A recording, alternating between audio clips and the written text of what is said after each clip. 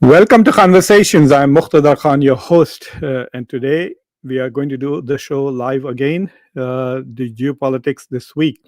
Uh, as far as India is concerned, China was the dominant topic for this week. India's pivot towards China, India's foreign policy shift, accommodating China, leaning more towards Russia, India, China, responding to the pressures and the bullying from the United States. These were some of the key aspects of India's week. Globally, of course, the most dominant issue is Donald Trump's efforts to bring about a ceasefire between the US and between Ukraine and Russia.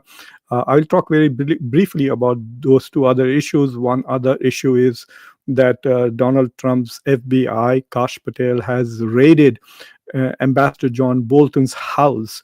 And Ambassador John Bolton, as you know, is a very strong critique of Donald Trump. He criticizes Donald Trump practically every day on nearly every channel, from Fox, CNN to MSNBC. But he was also the national security advisor of Donald Trump in the first administration.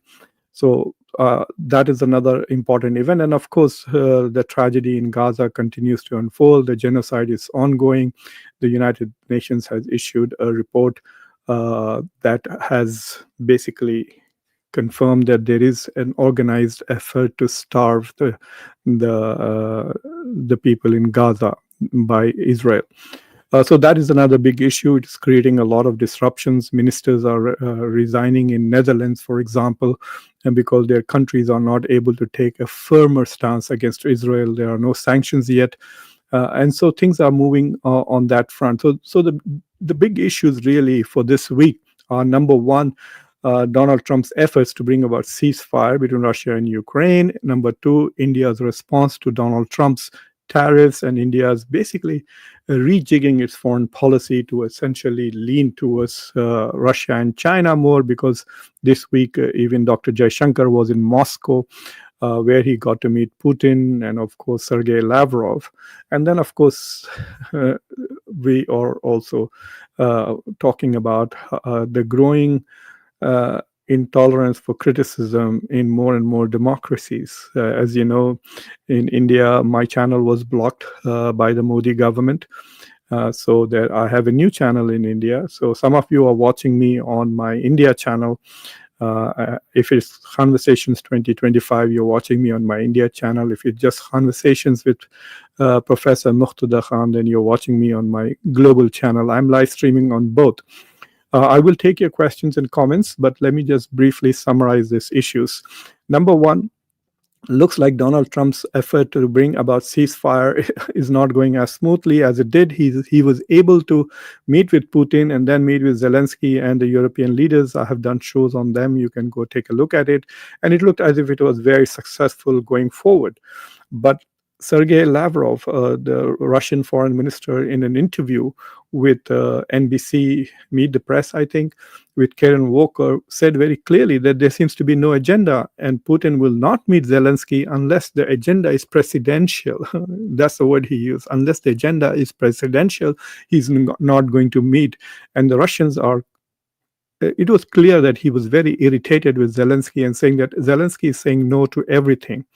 And what is also interesting is that Sergei Lavrov sort of made it very clear that that Donald Trump was not accurate in his description to the Europeans about what he had agreed with Putin. So Donald Trump told the Europeans that Putin was okay with security guarantees for Ukraine after ceasefire, and the Europeans interpreted it to be a NATO-like guarantee. In fact, Ursula von der Leyen actually used the word Article 5.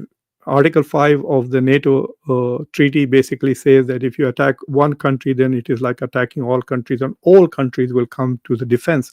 So if they're going to extend Article 5 like security guarantee to Ukraine, which means if you attack Ukraine, it's like attacking Poland, Germany, France, US, UK, etc., and Canada, then it's like very much extending NATO's guarantee to Ukraine without calling it NATO. So the Russians, I'm sure, I was very surprised when Donald Trump and the Europeans were talking about that. In fact, I did a small episode on NATO Light, LIGHT, making fun of the NATO like. And I predicted that Putin would not accept it. And Sergei Lavrov was very clear. He says zero presence of NATO in Ukraine is very, very clear. And that is why, and if Zelensky continues to insist on a NATO-like security guarantees, I don't think Putin is even going to meet with Zelensky. So a whole week has passed. So they met last Friday, and nearly 10 days have now passed. It was on 15th of August that Donald Trump met with Putin. It's 9 days now, and there is no meeting scheduled yet with Zelensky. So that's as far as that concerned. As far as John Bolton's issue is concerned, I will be coming to the India issue shortly. As far as the John Bolton issue is concerned, the FBI raided John Bolton's house, and they have taken a lot of documents outside. Everybody, the media generally, especially the liberal media and the left of center media, is screaming that this is essentially a revenge from Donald Trump, because this guy is being critical of Donald Trump's foreign policy on a daily basis. He's very cavalier in the way he talks about Donald Trump. Basically, he says Donald Trump is an idiot, doesn't know what he's doing. But what is also interesting is that in the first administration of Donald Trump, they had actually started an investigation against John Bolton for mishandling of classified documents for his book, which he wrote. And when the Biden administration came to power, they simply canceled that investigation. So Kash Patel has now restarted that investigation. And he is basically saying that we want to see if some classified in documentation. And John Bolton could be in really serious trouble going forward, because even if the book apparently does not have anything in it which is classified, but let's say the first draft of the book had stuff in it which was classified, which the editors saw, then he's violated the law, and he could be in trouble. He could even go to jail. So it's a very interesting thing. And if John Bolton goes to jail, because remember, the Biden administration also raided Donald Trump's home in Mar-a-Lago in Florida on the same charges. So it's going to be interesting to watch what happens, because listening to right-wing podcasters, they're not going to be just satisfied with John Bolton. They want one big hit. They either want Hillary Clinton behind bars, Bill Clinton or Obama, or someone big for what they think has been the politicization of the Department of Justice. Because under the Biden administration, there were so many cases that were filed against Donald Trump, and he was, convicted on 34 of counts, etc. As far as the Gaza is concerned, the starvation is continuing. It's become a horrible, horrible situation. The Israelis have now invaded Gaza City. Israel is trying very hard to ethnically cleanse it and kill as many Gazans as possible. The voice of the global South obviously has lost its tongue, has become dead. This is supposed to be not an era of war, but it is an era of genocide, I guess. But the European countries are now getting ready to recognize Palestine as a state. And there is a lot of turmoil inside Europe because the public is completely sick of what is happening in Gaza in their name. Everybody except the leaders and politicians in Western countries. Even here in the US, 92% of the Democrats are against supporting Israel now. Only 8% Democrats support what is going on with Israel in Gaza. So this is a big issue. Now, as far as India is concerned, it was a very important week. Because Wang Yi came to India after 3 years. Wang Yi is not only the foreign minister of China, but he's a very powerful political personality. He is a member of the Politburo. In fact, he was promoted above the foreign minister level And then they had a foreign minister who disappeared, if you remember, a year or so. And then Wang Yi took over the foreign ministry. So he came to India. He met with Dr. Jaishankar. Then he met with Ajit Doval, the national security advisor, to discuss the border issues, Galwan and others. And then he also got a chance to meet with Prime Minister Modi. As those of you who watch conversations regularly, if you recall, I was saying it would be very interesting to see whether Wang Yi would meet with Prime Minister Modi, would meet with him. And he did. And that shows that India is far more eager to improve its relations and normalize relations with China than we thought. And this is moving very fast. But I think what to me was a bit surprising was that when I was watching the Indian media cover Monday, Tuesday visit of Wang Yi, they didn't talk about the fact that he was not just visiting India. He actually then went to Afghanistan and then went to Pakistan. So he spent 20th August in Afghanistan, had a trilateral there with Pakistan and Afghanistan, then went to Pakistan for a 2-day summit. So it was interesting. So it was a 5-day tour, 2 days in India, 2 days in Pakistan, and 1 day in Afghanistan for Wang Yi. So he's just touring his South Asia, the Chinese empire in South Asia now. It is very interesting that there has been some progress. India has now opened up visas for Chinese personnel who are coming into work. Apparently, many of the manufacturing units which have been established need high-skilled Chinese workers. And India had stopped that, and now they are opening up the visas for Chinese. And not only that, but I think tourist visas are also going to be open soon. The Chinese are allowing Indians to go to Mansarovar, which is a religious pilgrimage for Hindus. So there are some progress that you can see on the ground. But a couple of things have happened, which I think should look at it with care. I did write an article that some of you may have read it. It is called Has Donald Trump Upended India's Grand Strategy? It was published in The Diplomat. I have done both Hindi as well as English summaries, or basically reflections on my own article. And many of you have read it on both the channels. So please take a look at it. For those of you who are not in India, you're looking at my main channel, it's in English there, but if you're interested in Hindi, you can look at it at the other channel. But I also wanted to point out that Wang Yi then goes to Afghanistan and has a trilateral with Isaac Dar and Muttaqi, the Afghan acting foreign minister, and they talk about counterterrorism, they talk about investments in the mining sector especially, and they talk about the extension of CPEC from Pakistan into Afghanistan.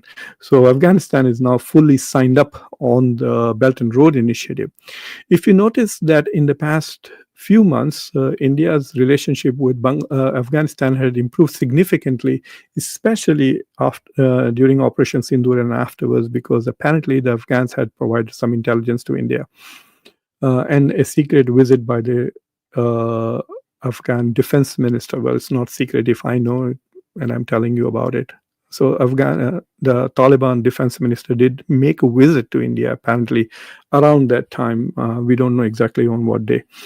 But it seems that the India-Afghanistan relationship has now become a bit of in a limbo, because the Pakistanis are normalizing with Afghanistan under guidance from China. China wants both the countries to be normalized. That's why it's extending CPEC and using CPEC, I guess, as a carrot to Afghanistan to normalize relations with Pakistan, to control BLA as well as TTP terrorists who go into Pakistan and attack.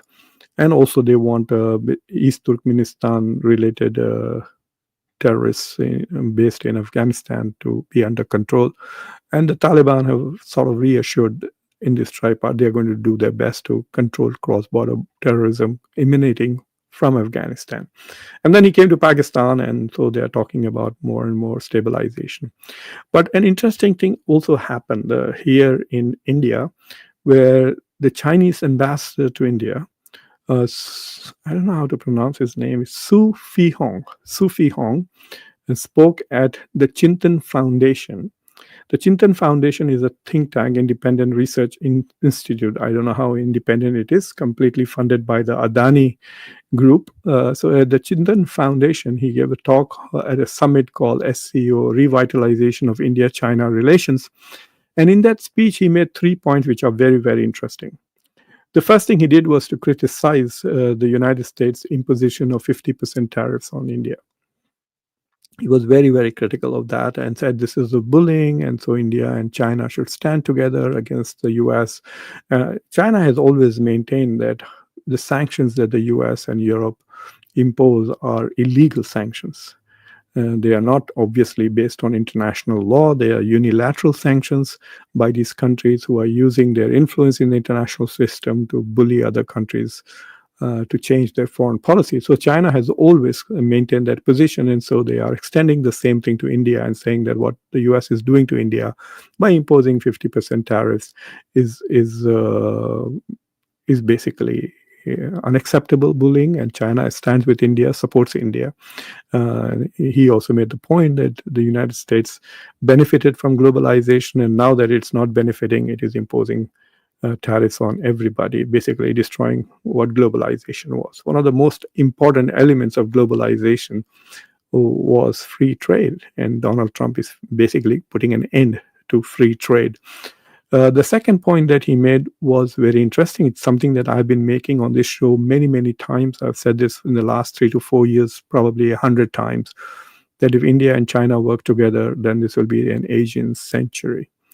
And so he put it in a slightly different way. He said that if India and China continue to develop, then it is India and China which will make sure that this becomes an Asian century. You see, India and China together drive more than 1/3 of the global economy. The growth engines of the global economy today are India and China. So if they work and collaborate, India and China, clearly they will determine the direction of the global economy and world politics. So in that sense, I'm glad that he made that point, because I've been making that point for a long time. I'm very nervous about China because China's geopolitics is not very favorable towards India. And the third point is about that. In the third point that he made, Su Feihong at this Chintan Foundation, he said that we all need to fight terrorism. Terrorism is a threat to all, and all three, China, India, and Pakistan, are victims of terrorism. Now, this must have really rankled there, and people clearly, if you look at the Indian media, they're kind of pissed about this whole thing. They're miffed and irritated because, I mean, one of the main goals of Indian diplomacy and foreign policy these days, especially since Pahalgam, is to portray Pakistan as a sponsor of terrorism and to get Pakistan completely isolated from the international society, to be excluded from global governance, etc. But India is failing there because China is portraying Pakistan as a victim of terrorism, along with India and with China. So there's a rehyphenation that has taken place, which is one thing that India doesn't like. So China has rehyphenated India and Pakistan by clubbing the two trips, for example. Wang Yi comes to India, he doesn't go back to China, he goes to Pakistan via Afghanistan.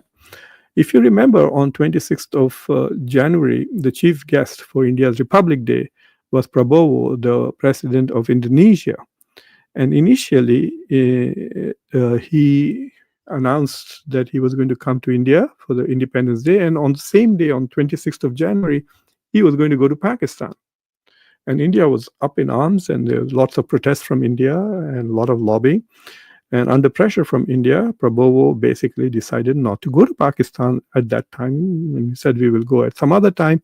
And so India was able to pressure the president of Indonesia, probably the fourth biggest, probably the third biggest democracy in the world after India and the US.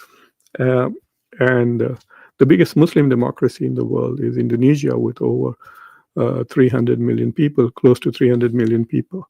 So India was able to successfully pressure Indonesia not to go to Pakistan, but Wang Yi, not a word from Indian Ministry of External Affairs, and nothing like that. In fact, so far there has been no reaction from the Ministry of External Affairs on the comments made by the ambassador Su Feihong, that Pakistan is a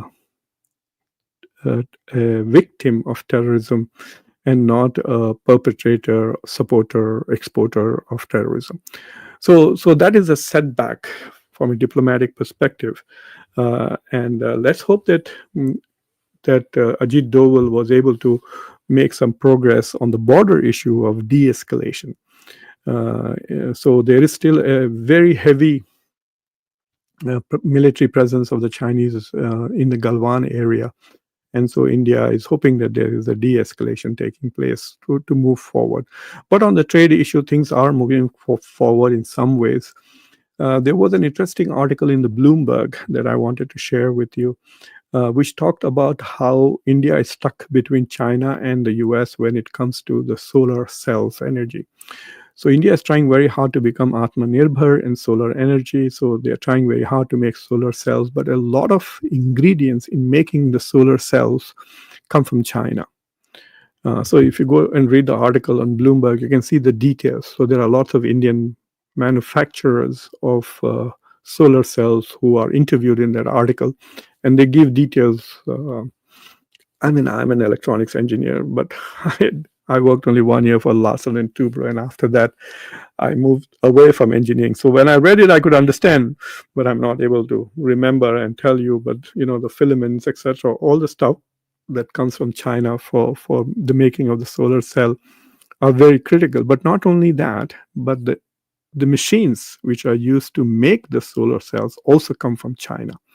So China is now beginning to control exporting some critical aspects. So they are going to stop exporting those things which will make India completely self-reliant on solar cells and solar batteries, etc., and not dependent on China. So they are not going to allow that. And the second thing is happening is that India's biggest export market for the solar cells, etc., is the US. So if apparently starting 27th on Wednesday, my semester starts on 25th of August, but I start teaching on the 27th, which is Wednesday. On Wednesday, when the tariffs, the extra tariffs kick in, the overall tariffs on India is 50%, but apparently on solar cell, it's going to be 64%. I couldn't figure it out why the US is like, this is 25 plus 25 plus another 14. So apparently there was already some additional tariffs under national security reasons that US has imposed on importation of batteries and solar cells, etc. It is quite possible it might be on the components that are made in China. So anyway, it's going to go to 64% tariffs on. So the poor Indian manufacturers are now stuck between the US, which is going to impose tariffs on their exports. So they will not be able to export as much to the US. So they will have to sell it domestically or reduce production and fire people. And then they are not going to become totally independent of the Chinese supply chain. So we will see how things progress going forward with China. And right now, it seems that India is stuck between Beijing and Washington, D.C., while people are trying to spin it as a positive thing that India is exercising strategic autonomy. The fact that India is immediately turning towards Beijing after turning away from Washington suggests to you that there is no autonomy there. So I'm going to stop with that. Those are my comments. And so now I will read your comments and see if there are any interesting questions. And don't forget to super thanks, etc. are enabled, and your super thanks are highly appreciated. So Ayush Badoria, what do you think on China and AI? So I did a show, Ayush, a couple of weeks ago on I spoke to Ashar Farhan, the tech entrepreneur. He's the Elon Musk of Hyderabad, and talked about the impact of AI on India's on India's IT sector. Lots and lots of jobs are going to be lost. If you notice, TCS, I think, laid off 20,000 people. Microsoft laid off 9,000 people. Many of them were Indian H-1B holders. So there are going to be a lot of job losses, but there are also going to be new jobs that are created with people who have AI generated. But in that context, I did take a look at the US, India, and the Chinese tech industry. So there are two aspects to the whole IT business: hardware and software. When it comes to hardware manufacturing, the US is nowhere, absolutely no presence. India, very small presence. India's IT manufacturing is less than $50 billion. But India has decent presence in the service sector, software generation, etc., about $300 billion worth of service industry. So I was always under the impression that the India's service industry was the biggest in the world, because everywhere you have Indian engineers working all over the world, etc. But I was surprised that when I looked at China, it was like, wow, that was my reaction. I said, oh my God. First of all, when it comes to manufacturing, there is no competition at all. China is more than $1 trillion into hardware of IT, laptops, all the ingredients that go into it, etc. So, I mean, all the iPhones, even the iPhones which India is exporting, a large element of that is actually manufactured in China. So India is just doing 20% of the iPhones that it makes, or only 20% are made in India. The rest are made in China. So whether it's iPads, all of this hardware, especially computers, hardware, etc., China is way, way ahead. Even now, in terms of legacy chips, for example, China is on par with Taiwan at 50% of the global market is now in China. And then China is also moving forward on the AI chips. So Donald Trump has made a deal with NVIDIA, in which he has told NVIDIA, you can sell advanced chips to China. And the US is going to take a 15% cut from the profits that NVIDIA is going to make. It's a very weird arrangement. I'm going to be doing a show soon. I'm going to call it a communist strategy, where the government is owning industry and industry profits. It's not a tax. They want a share of the profit, which is, I mean, they could do it as a tax, but they're just doing it as a profit sharing with NVIDIA. But what it has done is that Biden had stopped NVIDIA's advanced chips from being sold to China. But Trump is allowing it, but China is not allowing it, because China wants to become Atmanirbhar in AI chip manufacturing. So when it comes to hardware, China, no competition. India and the US together are less than 10% of what China does. It is over $1 trillion. In fact, everything that goes into electronic manufacturing is in China. But when it comes to software, that's where I was stunned. The US software industry is $500 billion, $500 billion. India is about 300, and China is equal to the total of the two. So China's software industry is about $800 billion. And that is very surprising. So I think that the US still has an edge in AI, both in hardware and software, thanks to NVIDIA and ChatGPT. So companies like ChatGPT, Claude, etc., all of these, the most of the AI things that are taking over the world are coming from the US. Gemini, Grok, all of these are AI, US software development. Then the main chips are coming from NVIDIA. So hardware as well as software, the US is ahead, but China is catching up. Like I said, it's making indigenous chips for AI, and then DeepSeek is one of their examples. So other than the Chinese, no one else is giving America a competition in AI. Indians are talking, but not doing anything. I can't mention. It's just, give us 5 years, we will be dominating the world. Give us 10 years, we will be $10 billion economy. Give us 15. It's like all in the future. But right now, I have not seen a single major AI agent or anything coming out of India. The only thing that I've heard is about this company called InVideo, InVideo, which basically what it does is if you give it a script, it makes a YouTube video for you.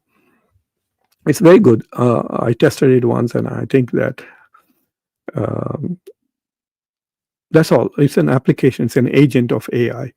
But there's nothing like ChatGPT or anything coming out of India. China has done okay. So, for example, it has brands which are big like Alibaba, TikTok, and now DeepSeek. But other than DeepSeek, I've not seen anything else come from China in AI. And I have used DeepSeek. It may be good for scientific research, which I don't do, but for social sciences, political science, and general research, etc., I didn't find DeepSeek is. I find Claude and Grok much better than DeepSeek. But if you're doing hardcore mathematical research, I think DeepSeek is much better suited for that. And if you're doing stocks, I think, because ultimately it was written by stockbrokers. So Ayush, I hope you got a full answer. Purushottam, hello. Hitesh, namaste to you. Rana, Jai Ma Bhavani. Okay, what a strange comment. Anyway, क्या जियो politic आज से 50 साल पहले भी ऐसा ही था? Oh, Sharif Hafiz, a very interesting question. So there is, in international relations theory, when people teach IR, they teach a book called The Peloponnesian War by Thucydides. So that book is considered as like the hallmark of how to teach international relations, and everything that happens in geopolitics, you can find an example in that book. And then, of course, in the medieval ages, you can go and teach Machiavelli's, Niccolo Machiavelli's The Prince, which is a very good book written by, say, someone who could be a national security advisor. So some of the tricks in geopolitics are the same. In fact, I think that you can teach geopolitics using Mahabharata also. Not so much with Ramayana, but with Mahabharata. So if you look at the 18-day war and some of the tactics that were used by Krishna and Duryodhan and Dronacharya, the battle strategies, the alignments in before that. So there's one very interesting episode in the Mahabharata where Duryodhan and Arjun both go to Krishna to get his support in the war. So Duryodhan goes, and Krishna is sleeping, so Duryodhan goes and sits by the head, I guess, reading some magazine, waiting for Krishna to get up, but Arjun stands near the feet. And Duryodhan is elder than Arjun. In fact, he's elder than all of the Pandavas. So when Krishna gets up, he sees Arjun first. And but Duryodhan had come before Arjun, so he says, I came first, so let me ask first. But Krishna says, I saw Arjun first, so I'm going to let him ask first. So Arjun says, I want you to be with me on my side. So Krishna gives his armies to Duryodhan and himself to the Pandavas. So there are a lot of these interesting allies, and I was looking at it and I said, okay, so Krishna was also practicing multi-alignment. He said, I will fight with the Pandavas, but my armies will fight with the Kauravas. So you can go back and look at it. Dr. Jaishankar's new book, Bharat Matters, in which he tries to invoke some comments from the Mahabharata. So yes, you can go back and look at it. If you are familiar with Islamic history, then you can go and read Ibn Khaldun. And Ibn Khaldun talks a lot about geopolitics. I have Ibn Khaldun in many languages. I have him in the original Arabic, I have him in English, I have him in Urdu also. So Ibn Khaldun is very, very interesting. In fact, there is a very interesting story about how Timur the Lame actually invited Ibn Khaldun for 3 days. And so there's a very long description. You can Google it. Some professor translated it and put it on his website. And the details with which Ibn Khaldun was explaining the geopolitics of North Africa and the Middle East to Timur Lane, who wanted to understand uh, what the alignment structures, etc. were. So geopolitics has more or less been the same. The only new thing is international liberalism, which the creation of UN, World Bank, IMF, UN Security Council, and things like that didn't exist in the past. And they are so weak. So in many ways, the world politics looks like any world politics at any time in history. Sometimes the UN works, and then it is very different. Rana Sheikhwat, again, why do you keep popping up? Nadeem Beg, wa alaikum salam. I don't know what is this. Okay. Mark, you're very regular. Thanks for coming. The arrogance of the Indian government caused India to be sidelined and isolated world geopolitics. No room for arrogance. Yeah, India had become full of itself. Big talk, we are Vishwaguru. I don't know in what the world is following India. I don't understand. But Modi keeps talking about everybody is copying India. I don't know in what. India is copying the world in everything. Yesterday, I went and saw this stupid movie called War 2. Oh my God, what an awful movie.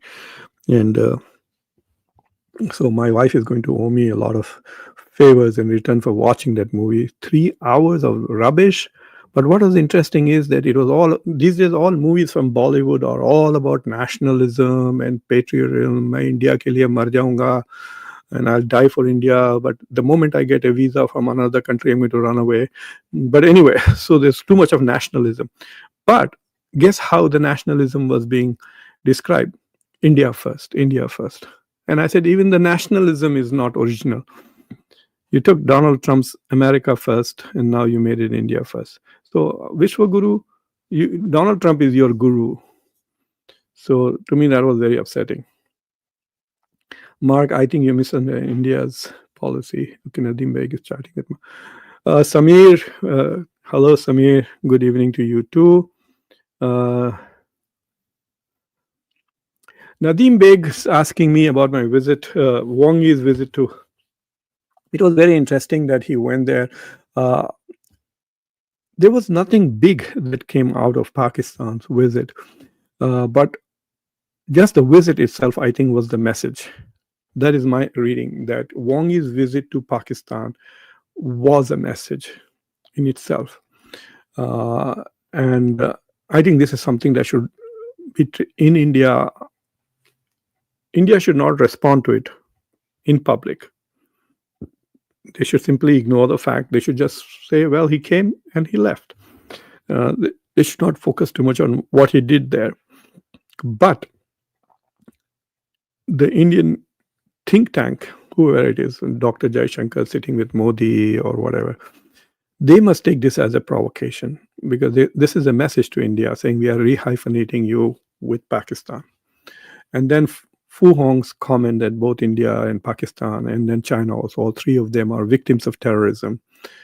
So that will be a big issue at the SCO summit when Modi goes there at the end of this month. In fact, next week, 31st of August, he's going there. And when he goes there, this is the line that China is going to take, that we are all victims of terrorism. That is why we created SCO, to fight extremism and terrorism.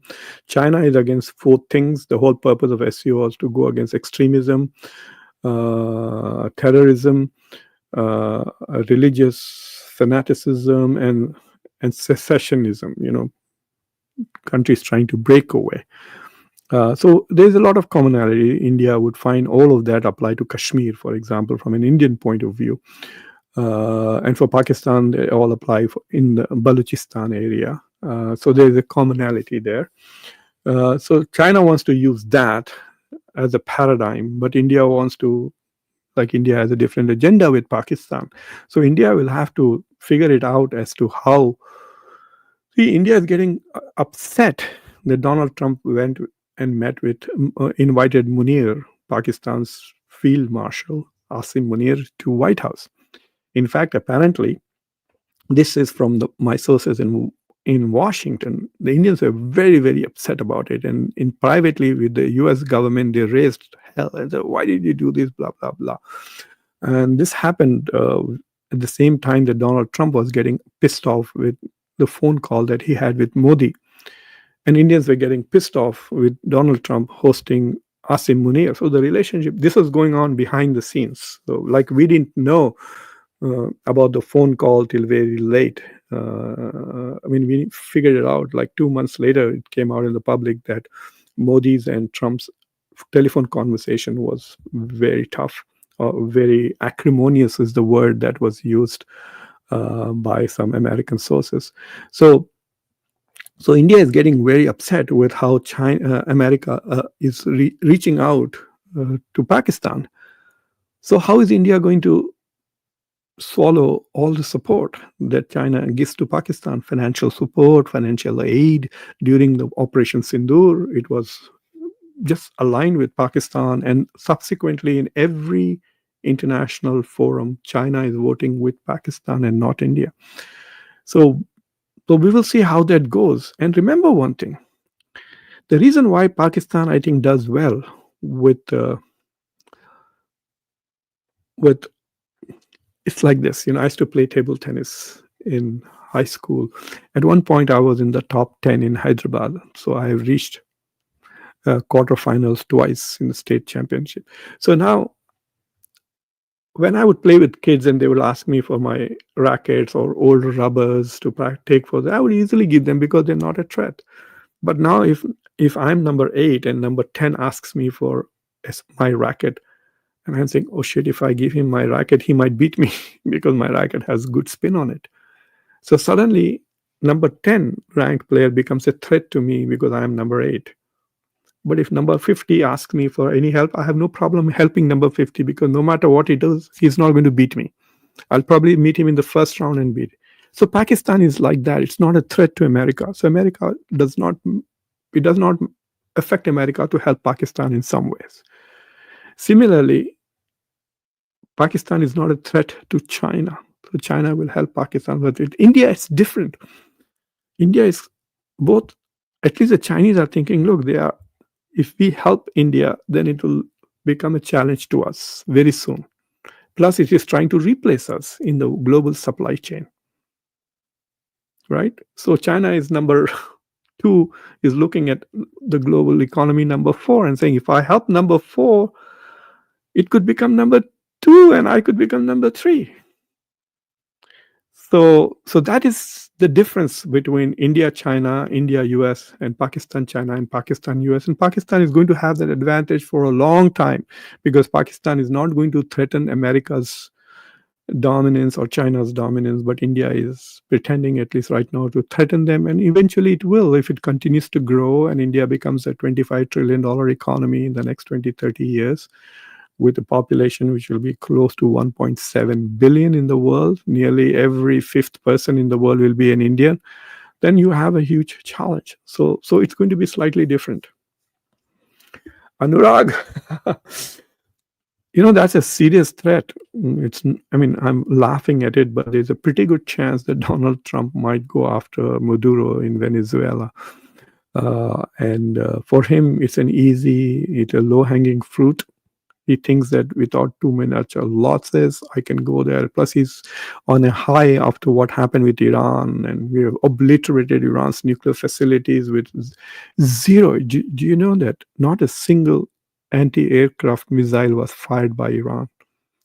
And America sent what I'm forgetting, about 10 or 12 B-2s and over 180 F-35s and F-16s and F-22s were in the air. So about 200, close to 200 American fighter planes were all over Iran during that attack. And nothing. The Iranians didn't shoot back. They didn't shoot any plane down. It's as if they just took it, So for him, it is like a zero risk. But this will be a ground operation if they go into Venezuela. So there can be potentially some casualties, but the Americans will be heavily armored and protected. I hope he doesn't do that. But you never know if he wants a win, foreign policy win, especially if he's not able to organize a meeting between Putin and Zelensky, then he might attempt that. But there's a pretty good chance that he might do that.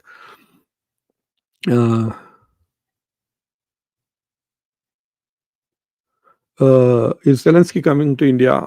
We will see how that goes, because it depends on Putin now. India is now so desperate to become friends with Russia and China that India is not going to take any step to upset Russia. India coming to Putin, India meeting with Zelensky without Putin's approval will piss off Putin. No doubt about that. So India will have to figure that out. The Europeans will be happy. So if India wants to please the Europeans and upset Russia, then it is, because I'd see no intrinsic national interest for India to meet Zelensky. What does India get out of it? To use the War II movies metaphor, India first. If you put India first, what has that got to do with Ukrainians? Nothing. No benefit, unless you think that, if we go and host Zelensky, then it will make the Europeans happy. It might tick off even Donald Trump. Both Trump and Putin could get pissed off with the US for doing that, with India for doing that. But Europeans will be very happy. And so if Modi wants to make Europe happy, then he could do that. But I think he should not, especially not before Zelensky meets Putin. Modi should not meet Zelensky before Zelensky meets Putin. Mark, yeah, Kanhaiya Meena, India, Israel, Zindabad. Okay, bhai. So why are you here? And Virat Kohli, why did you retire so early, Virat? You really broke my heart. Conversation is better to have loyal enemy China than friend like US who has been backstabbing India. Look, if the US has been backstabbing India, then why did Modi become so close to the US in the last 7 years? You should have removed Modi as Prime Minister of India for compromising India's national interest, isn't it? If India, so why did your government pursue the US so obsessively with Quad, summit after summit after summit, and going there and doing exercises with the Quad? Why did India do that? You should punish them, your government, for doing that. Mark, you have asked me this question before. India is trying to do halala with China right now, and Russia. I mean, the initiative to revive RIC, Russia, India, China, came from Sergei Lavrov. He was the first person to raise that issue. And then India said nothing in March, but India basically, after Trump imposed tariffs, India is now running towards China and Russia. But before that, India was not. India was actually backstabbing China and Russia in BRICS as well as in SCO. Look at the way India treated SCO until Trump kicked them out. So India was chairman of the SCO in 2023. And India stabbed SCO in the back by suddenly converting the entire summit into a virtual summit instead of allowing Xi Jinping and Putin to come to India. India didn't want that to do because Biden would have been upset. So to make Biden happy, they blocked Xi Jinping and Putin from coming to India, and so they had a video conference. And then in 2024, India did not go to the SCO summit. Or rather, Modi did not go. Dr. Jaishankar went and spoke instead of Modi in the heads of states version. So in SCO, they have a defense ministers meeting, they have a finance ministers meeting, they have a foreign ministers meeting, and then they have the heads of states towards the end of the year, which is what Modi is now going to in China. So India didn't go in 2024. And then when SCO tried to issue a statement condemning the US and Israel for attacking Iran, which is a member of SCO, India stabbed Iran and the SCO in the back again. This guy, Virat Kohli, is talking about US stabbing India in the back. India has been stabbing SCO in the back and all other friends in the back for Israel and America. India blocked that resolution in SCO against SCO. Iran is a member of SCO. You are a member of SCO. Your friend and your co-member is being attacked by countries who are not members of SCO. But India stabbed them in the back. And then India tried to do the same thing in Brazil with the G20. But Lula is much smarter. And Lula said, okay, if you do not, because BRICS was going to condemn Israel and its Gaza thing. So he said, fine, we will not talk about Pahalgam at all. So India was desperate because Pakistan is in SCO, so it's difficult to condemn Pakistan at SCO, but at BRICS, India wanted to condemn Pakistan. So they didn't allow that. They did allow India to include one paragraph. I did a whole show on the BRICS final statement. Take a look at it. I know you guys don't like it. We are supposed to pretend that Modi is great, but no, I did a whole thing. Take a look at it. I have screenshots in the video. Unlike the Godi media, I provide proof of everything that I'm saying. And you can see there was only one paragraph in which the word cross-border terrorism was used, and they talked about the loss of civilian life in Pahalgam. But then there was like 3 or 4 long paragraphs about condemnation of Israel for what it was doing, is genocide in Gaza and its starvation as a genocide instrument, etc. So Modi had to sign up on the condemnation of Israel. Otherwise, he would have come home from Brazil with no mention of Pahalgam. So Lula trapped Modi. Very smart move by Lula. Now, I'm quite close to the Brazilian since my last visit. I know people there who work in the administration. In fact, the article that I wrote day before yesterday in The Diplomat that you guys should see, a lot of people have been in Brazil, have liked it and got back to me. So India stabbed. Now look at India running back to China, and going to SCO summit. Suddenly Modi is now going. Jaishankar went, and he also went. Rajnath Singh went for the defense thing, where in the defense ministers summit, India did not sign it because SCO was condemning the terrorism attack on the Jafar Express, but did not mention Pahalgam at all. So that was an interesting development there. So we will go in. We will see what happens going forward. But India will have to find some ways to be to coexist with Pakistan if it wants to get close to China. A few months ago, there were lots of reports about Russia also doing an outreach with Pakistan.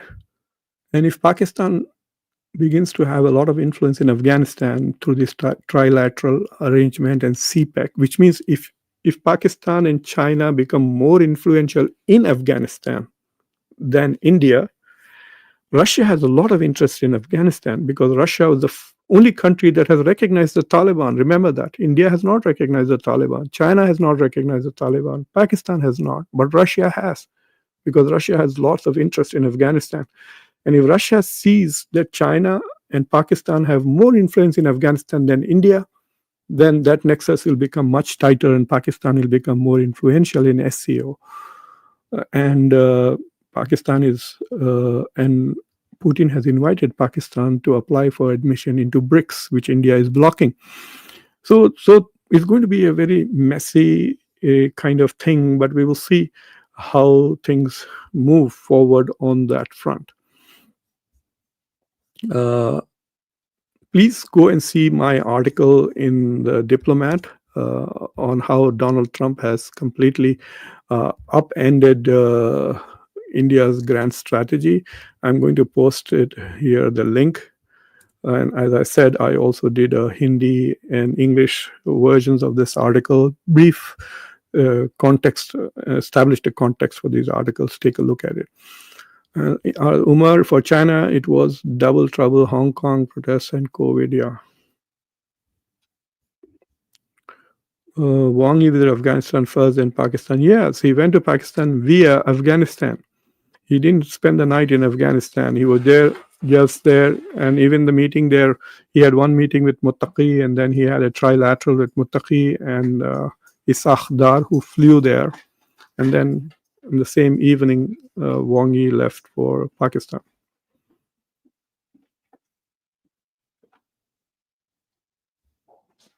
What are you saying, Shekhar? I didn't understand.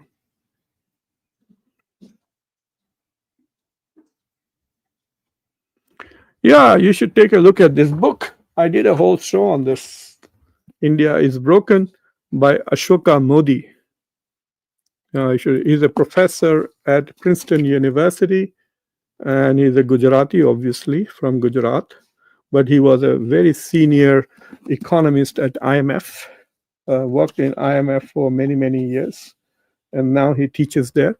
So I did a whole video. If you are in India, you will not be able to see that because my channel is blocked, but you can see what he means. It's a very interesting discussion we had.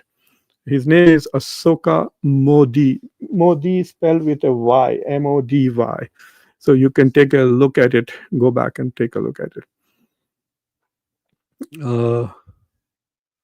What is the work of religion in democracy? I don't know. We need to talk about this some other time. Anything in? Yeah, Nvidia is 4.5 trillion. It's not bigger than the whole Indian economy. What its value is at $4.45 trillion market capitalization. So if you wanted to buy all of Nvidia today, then you would have to spend $4.45 trillion. But if you wanted to buy all of India, obviously, it's thousands of $trillion. But yeah, it sounds like that. India's GDP is not yet 4 trillion. At the end of this year, it will become $4.2 trillion when India will overtake Japan. But we have to see how the second and the fourth quarter. John Smith, hello. He's a member of Conversations. Welcome. India can argue that it's trying to improve ties with China, independent of US tariff, as it makes sense. Yeah, but it doesn't make sense, John Smith. Why didn't they try to do this before the tariffs are imposed? It's like saying that I say something bad about something and you don't like it, and so you stop watching my show. Then it's a reaction to what I said, right? And you can spin it and say, oh no, I was already thinking of going and listening to some other people. Doesn't make sense at all. India can make all the points that it wants to. It said it started with Kazan, the good relations. And so, yes, India pretended that things had become pretty normal on the border with China, which is not true, because the de-escalation has not happened. Even Jaishankar said that, even Doval said it in this recent meeting with Wang Yi. But the speed with which India is moving towards China now has been as they realized that the negotiations were not going well with the US. So actually, for all of us, the trouble started in July, right? In early August, when Donald Trump imposed the tariffs and the penalties, then we realized that things are going bad. But India had realized much earlier, the Modi government knew much earlier, because the telephone call of Modi and Trump, the last time they spoke, which was on June 21st or 22nd, after Trump left G7 summit from Canada and came early and could not meet, and he tried to invite Modi to come. I think he wanted to surprise Modi and Asim Munir by putting them together in a press situation. And I think Indian intelligence guessed it, and therefore Modi didn't come to the US. But that phone call was very acrimonious. No one told us, right, that Modi had a very tough phone call. They had a press release in which Modi said that we will never ask for mediation. But what they didn't tell us that it was a very acrimonious phone call. So India-US relations, as far as India was concerned, already India knew by June that, okay, we are in trouble with the US. And then they started moving towards China. I'm convinced it is a bound. Read my article, John. I've posted the link in the bottom. Go and read other people also. A lot of people are saying that.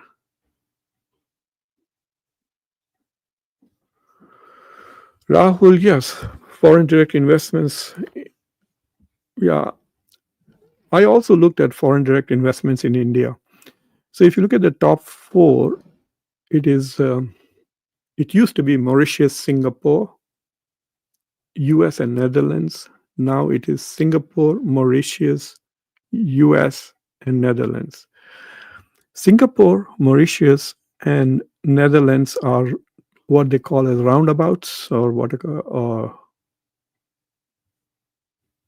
basically it's Indians sending money to fake companies in Mauritius and Singapore and Netherlands. So it's people like Adani, Ambani, and others taking their money abroad and then investing back in India to avoid taxes in India. So the biggest investor, foreign direct investments, therefore, is the US until now in India. Now, Batman, hi to you too. Very strange comments from Rahul.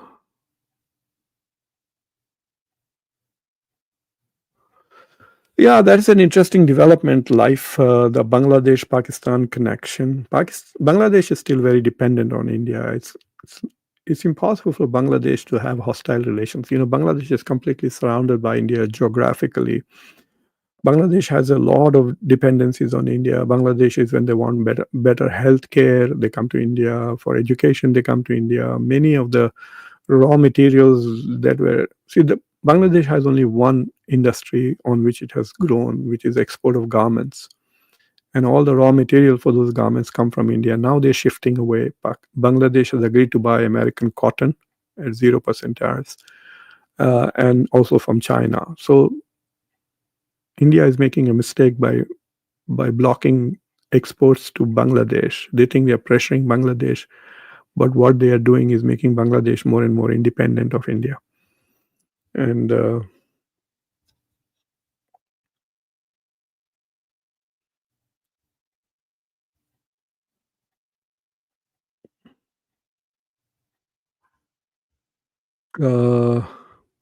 all right, guys. So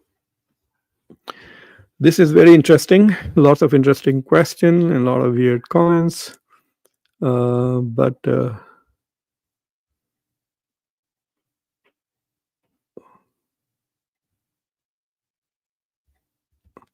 why will dollar devalue? If dollar perv Swami, if dollar is devalued, it'll be good for America. You don't understand. When your currency goes down, then your exports go up because your exports become cheaper.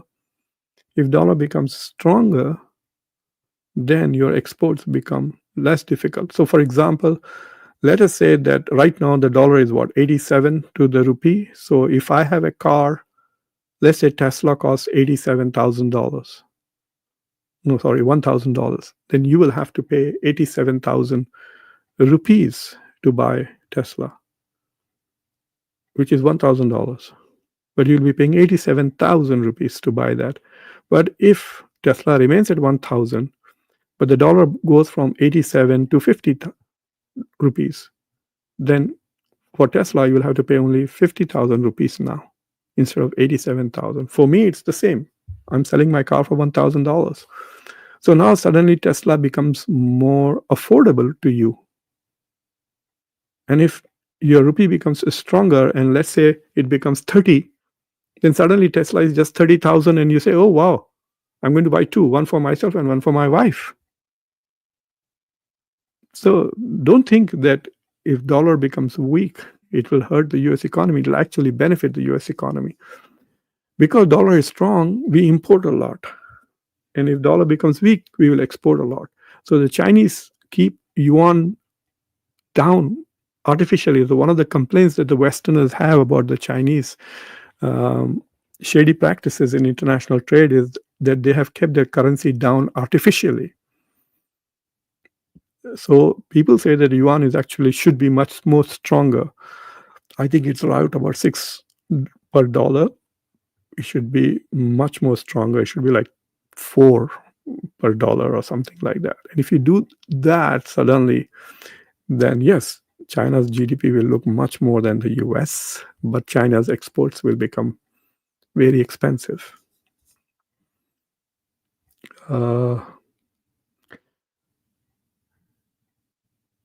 Oh, wow, Himanshu Singh, where are you? This is fantastic, Himanshu. I will send you a copy of my book. Send me an email to ask Prof. Khan at gmail.com. Send me your email address, Himanshu Singh, and I will send you a couple of interesting PDF books on grant strategy. And I'll also send you one of my books. Lakshmi Iyer, hello, Dr. Khan. Hope you're doing fine. I'm doing fine, Lakshmi. Lakshmi is a supporter of conversations.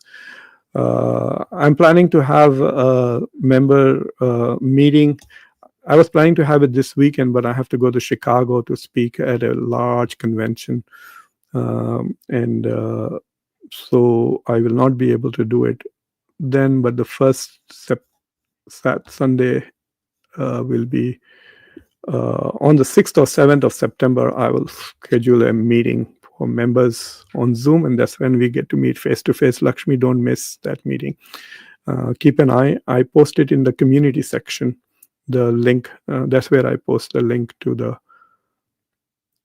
Zoom.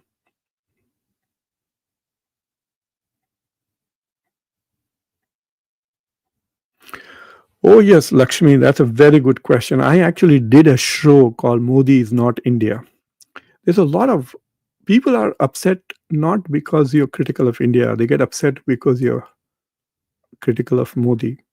In fact, a lot of Indian journalists have advised me and say, Dr. Khan, don't talk about Modi and criticize India. I said, that's the whole point. I am pro India. That's why I have India's flag up there.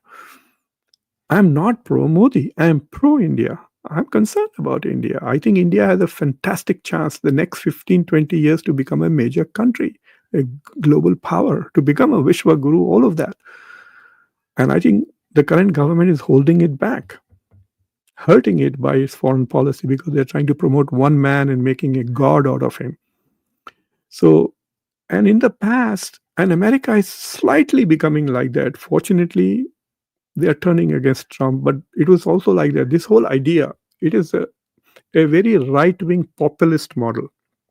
The same with Erdogan. People started worshipping Erdogan more than Turkey. And then he did a lot of stupid things which hurt Turkish economy, but no criticism of him, no replacement of him as a leader. The same thing happened again with Modi in India, with Donald Trump here in Hungary, for example.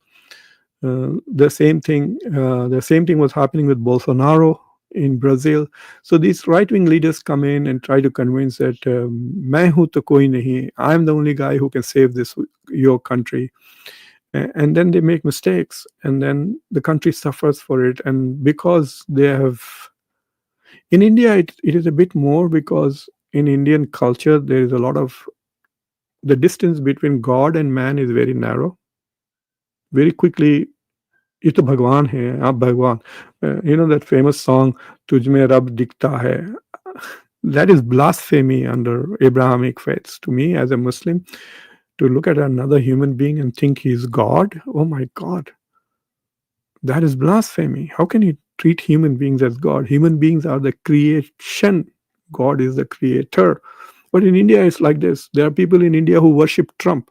Now, obviously, I'm sure they have destroyed, but there were people who were on TV shows in 2017. I saw who were doing Trump's puja. In Andhra Pradesh, there was a temple for N.T. Rama Rao. And then here Modi came out and told, I am non-biological. What is he trying to say? That I am God? So yeah, that is a strange thing. People should understand that in a democracy, your leader is your servant. He's not your God. He's your servant. He's there to serve you. And you should hold him accountable, not the other way around. He's not your savior. He's not your Messiah. Thank you for asking that question, Lakshmi. Great question.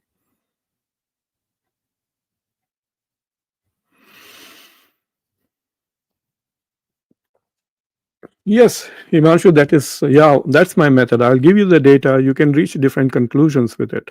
And I agree with it. If you give me a good argument, I will change my opinion. And that's why you should have data. Without data, it is a perception. And let me give you an example. I saw there was a survey that was doing. So in America, it's very difficult to find out how many. I can tell you exactly how many Indians are there in America, but I can't tell you how many Hindus are there, how many Indian Muslims are there. It's just a guesswork or some kind of a survey sampling exercise, but it's impossible to get an accurate data. So somebody was doing a survey of Muslims in America. So I read the survey and I was surprised as to how he did it. So he went to all the Friday prayers and went to all these mosques and did it. And so the mosque that I go to is the biggest mosque in Delaware. And the president was interviewed, and he said that on Friday prayers, 1,500 people come to pray in the mosque. And so they did some mathematics and said, oh, okay, how many people don't pray? And so there are 10,000 Muslims in Delaware. And so the survey moved on. So I went to the mosque, and I go there on Fridays. And so I met with the president. He was an old friend of mine called Jamil. He passed away a few years ago. I said, Jamil, did you tell the surveyor that there are 1,500 people praying? He said, yeah, look. I said, count. He said, look there. I said, count. So there were 44 people in one row, okay? And there were only 15 rows. So I said, how much is that? 440 plus half of that, 220. There are only 660 people in the mosque right now. He said, what? I said, count everyone physically. There are only 660 people. That is the data. He said, but I thought there were 1,500. I said, I don't know how you got this impression. Yes, the mosque is full. It's overflowing, but the capacity is just 660. You overestimated the population by 250%. And to me, that's the point, right? It was a perception. Somebody must have said sometime, yaar, 1,500 log aate hain Juma padhne. And it stuck in his head. And so everyone thought that until I actually did a physical count. There were 44 people in a row, and there were only 15 rows. So that is how we need to do. So present the data first and then draw conclusions from that, right? I mean, this is a simple example that came to my head just now, so I'm sharing it with you. And it's the same about many, many things about people. Like one data point that I use sometimes to shock people is this. Since COVID, or since 2021, America's economy has grown by 2 Indias and 1 Saudi Arabia by $9 trillion. It went from 21 to $30 trillion. So in just 5 years, it added 1 India, then another India, then Saudi Arabia, which is $1 trillion. That's $9 trillion added. China's economy went from 14 to 19. It also added 1 India and 1 Saudi Arabia to its economy. Do you hear them bragging that we are the fastest growing economies in the world? We are this, we are that. Have you ever heard Xi Jinping talk like that? Donald Trump says it's a beautiful economy, big economy, but not the way India keeps talking about, oh, we're the fastest growing economy. Yeah, but America has added 2 Indias in the last 5 years, and China has added 1 India in the last 5 years. So suddenly when you hit that, that's the data point, right? It hits you like a shock. Nobody in India will tell you that. That's why they banned my channel in India. Anyway, lots of interesting questions and comments, and I've gone over my time. I'm going to record a very interesting show, hopefully today at some point, and I will upload it late tonight. So those who are in India, you will see it tomorrow morning. And those who are in the US time zones, probably later tonight at around 11 o'clock, you will get to see it. So anyway, thank you very much for watching Conversations and supporting the channel.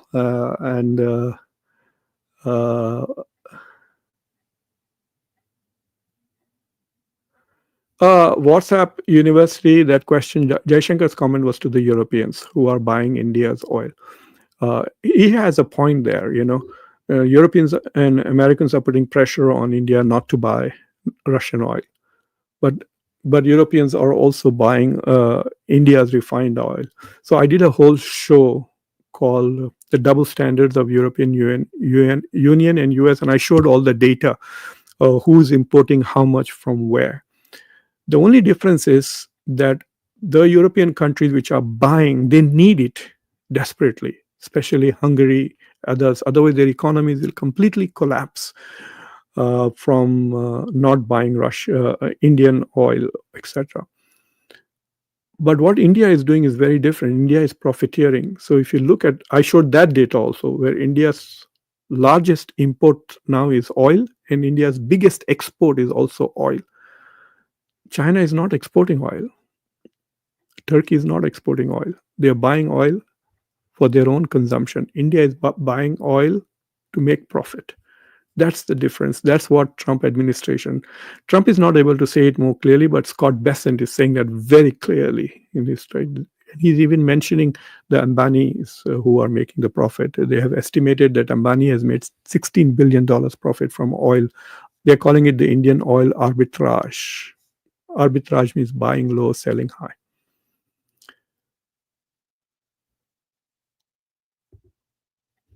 The Asian Development Bank loan is for about $800 million Hussein Fayyaz to Pakistan for development of its natural resources. I don't know more than that. Vishan Singh, I am pro-India. I am just not a Modi bhakt. If I was pro anybody else, I would spend my time. I'm spending so much of my time reading about India, monitoring India, and talking to Indians. If I got 1/3 the views from non-Indian viewers, I would make more money. And if I talked about Japan or other countries, I would even make more money. Even in the Middle East, I'm very famous in the Middle East. All of these books that you see, this entire shelf from top to bottom, these are books and book chapters and journal articles that I have written, all of this. So everybody knows me there in many parts of the Middle East. So to me, it was a big sacrifice to focus on India because nobody knows me in India, or at least didn't until recently. But now the Modi government blocked me, so they know about me at least. And so anyway, that's my take. I am an Indian American, so I take care of it.